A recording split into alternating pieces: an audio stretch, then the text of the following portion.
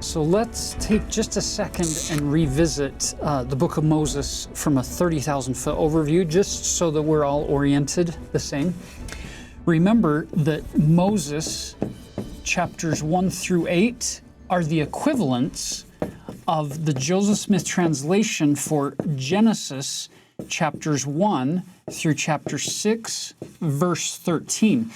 So remember, way back at the beginning of this year,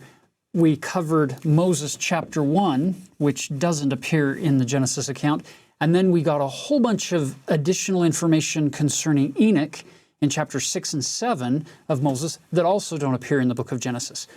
And so what you're going to find as we introduce Noah today in chapter 8, it's going to cut off at the very end of Moses 8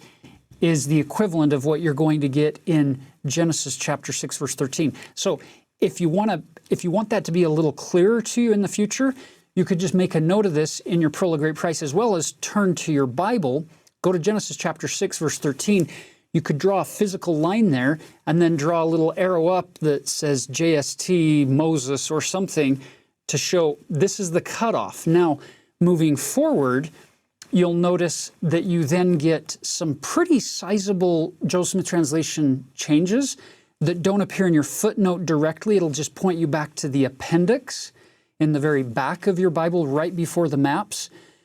So that's where you're going to get the first insertions in the appendix of the Bible of those JST editions, because previous to that, we didn't need to use them there because we have the book of Moses in the Pearl of Great Price, which represents